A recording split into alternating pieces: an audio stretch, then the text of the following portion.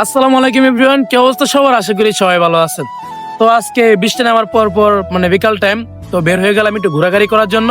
তো এইদিকে আমার ভাতিজা আছেন আর এদিকে হচ্ছে ছোট ভাই আকিব আলী আর কি। তো তাদেরকে নিয়ে বের হইছি। এখন কথা হচ্ছে বাইকের মধ্যে তেল নাই, যদি পাম্পে গিয়ে তেল পাই তাহলে ঘোরাঘুরি করব, আর না পাইলে সোজা বাড়িতে চলে আসবো। তো চলেন যাওয়া যাক।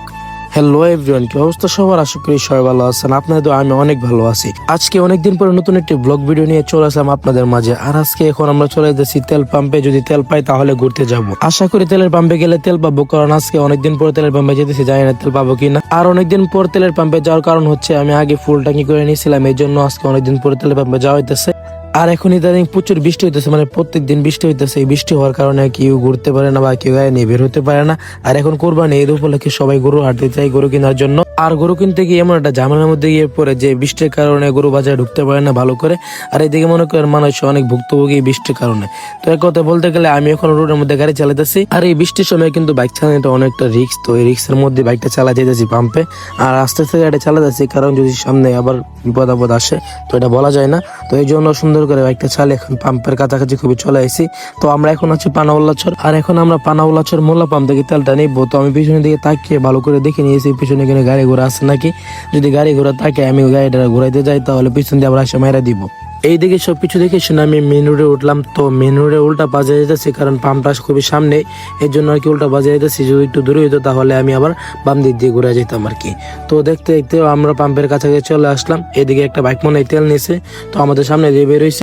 তো যাই দেখি পাম্পে তেল আছে কিনা। তো যাওয়া যাক। তো এদিকে মনে করেন দেখতে দেখতে চলে আসলাম, মনে হয় তেল আছে, একজনকে তেল দিতেছে। তো এদিকে আমরা পিছনে এসে দাঁড়ালাম, দাঁড়ায় এখন আমাদেরকে তেলটা দিয়ে দিয়েছে। তো এখন এখান থেকে তেলটা নিয়ে আমরা বের হয়ে যাবো একটু ঘোরাঘুরি করার জন্য। তো এখন আমাদের বাইকের তেল নেওয়া শেষ।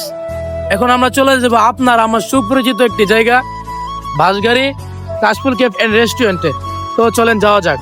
এইদিকে আমরা ড্রাইভারদের নিয়ে রওনা দিয়ে দিলাম বাসগের কাশফুল ক্যাফে রেস্টুরেন্টের উদ্দেশ্য। তো এইদিকে মনে হয় ট্রেন আসবে, তো ট্রেন আসার কারণে রেড ক্রস পালাই দিছে। তো এখন ওই পাশে গাড়ি দাঁড়ানো, ওই পাশে গাড়ি দাঁড়ানো। আর এখন ট্রেনটা আসে তো অনেকটা ভালো হয়েছে, কারণ একটি সুন্দর একটি দৃশ্য আপনাদেরকে দেখাতে পারবো। তো দেখেন ট্রেনটা এইদিকে দেখতে দেখতে চলে আসলো। আর এই ট্রেনটা মনে হয় অনেক বড়, তো অনেকক্ষণ ধরে দাঁড়ায় আছি, ট্রেনটা শুধু যাইতেছে। তো মনে করেন এটা বিআইপি একটা ট্রেন, আর কিছু করার নাই, আমরা দাঁড়ায় আছি, দাঁড়ায় ভিডিওটা আপনাদের মাঝে দিয়ে দিচ্ছি। তো এক কথায় বলতে গেলে আমাদের কাছে দেখে অনেকটা ভালো লাগলো। তো ভালো লাগছে এখানে দাঁড়ায় আছি। তো এখন রেড ক্রসটা খুলে দিল, তো এখন যার যার মতো সবাই বের হয়ে যেতেছে। তো আমিও রওনা দিয়ে দিলাম, কারণ আজকে বাসগিরে যাওয়ার কারণ দুইটা। একটা হচ্ছে এখানে গরু বাজার আছে, আর আজকে হচ্ছে এখানকার রেস্টুরেন্টটা অনেকদিন পর যাইতেছে, কারণ ইদানিং যাওয়া হয় না বৃষ্টি বদলের কারণে। তো এক কথায় বলতে গেলে আজকের ওয়েদারটাও মোটামুটি অনেক ভালো, বিকেল টাইম, বৃষ্টি আসার এখন আর কি ইয়ে নাই।